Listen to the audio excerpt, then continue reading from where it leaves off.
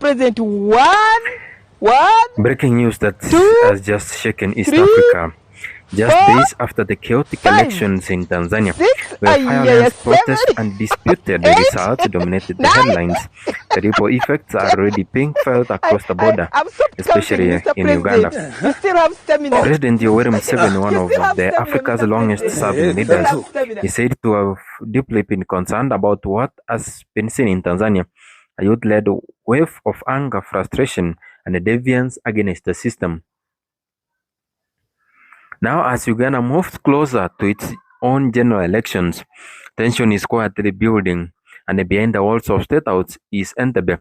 Preparations are being made not for celebration, but for control of the Gen Z. This is the story of how Museveni is getting ready, just in case Uganda's young people, the powerful generation, Gen Z, decide to take to the streets. The images from Tanzania have caused worry in several East Africa capitals, banning cars, police patrols, and young protesters chanting for change. Scenes that were once rare in the region are now reminders of how quickly peace can turn to chaos. In Uganda, President Museveni advisors have been studying the Tanzanian situation closely. Reports suggest that security briefings have become more frequent. Intelligence units have been ordered to track online conversations, especially on TikTok, X, formerly known as Twitter, and YouTube, where most young Ugandans express their frustrations. Inside Uganda's government, one question keeps coming up: what if it happens here? The last time Uganda faced large-scale youth protest was in 2021, during the heated presidential election where President musician turned politician Robert Kyagulanyi, better known as Bobi Wine, challenged Museveni decades for rule. The election left deeper scars with violence, arrest, and loss of lives. Now, as the country prepares for another election cycle, memories of those protests are still afresh. The Uganda's population is one of the youngest in the world, with nearly 75% of its citizens below 35 years old. This is both a blessing and a challenge for a leader. To many of these young people, Museveni's government represents the old system, a system that has been in power since 1986, long before most of them were born. They see limited opportunities, unemployment, and a widening gap between the rich and the poor. Social media has become their platform, their voice, and their power. The same energy that fueled protests in Kenya and Tanzania is now slowly rising into Uganda through music, online campaigns, and underground organizing. Intelligence sources say that Museveni's government has been closely watching youth-led online movements, tracking hashtags, monitoring influencers, and even inviting some digital creators for private meetings with the government officials. The goal is simple: to contain the energy before it spills onto the streets. Behind the calm public face, Museveni is preparing for every hostile scenario. According to insiders, Uganda's military, the UPDF, has been conducting new urban riot control drills.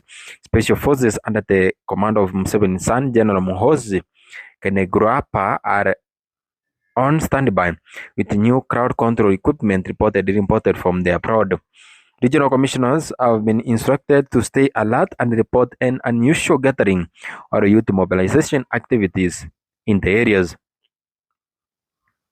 In some towns, local police have already begun visiting universities and youth centers, reminding students about the need for peace and warning them against participating in what they call foreign influence protests. Museveni's strategy, however, goes beyond force. He knows that controlling a population of young people cannot rely on one gun. So parallel to the security plans, a soft power campaign has begun. Museveni has always been a master of timing. He understands when to appear as the strong general and when to show the face of a father statesman. Over the past few months, he has increased his visibility, visiting rural communities, launching projects, and addressing the youth gatherings. His message is consistent: Uganda's peace is more important than power. He speaks of unity, continuity, and national stability, drawing comparisons to countries that have collapsed after leadership change. He often reminds citizens of the days before 1986, when Uganda was torn apart by coups and wars. To the older generation, this message still holds weight, but to the younger Ugandans, the Gen Z, these speeches sound outdated, almost recycled. They want more than peace. They want jobs, freedom, and fairness. Museveni's advisors know this, which is why they have begun using young faces in government programs and social media campaigns. Museveni's advisors know this, and the influencers are being recruited to share positive stories about government projects to soften the image of the regime and distract from the following and the growing frustrations. The government has learned that the real war now happens online before it even reaches the streets. That's why Uganda Communication Commission has intensified monitoring of digital platforms. Sources claim that plans are underway to strengthen internet surveillance and to prepare for temporary social media restriction if protests break out. In 2021, Uganda briefly shut down Facebook and Twitter during elections. Now many believe a similar digital blackout could happen again, but more sophisticated this time. Some insiders have whispered that the new technology has been acquired, tools that can slow down internet speeds or block specific regions from accessing major platforms during an arrest. The aim is to prevent coordination and viral content that could fuel demonstrations.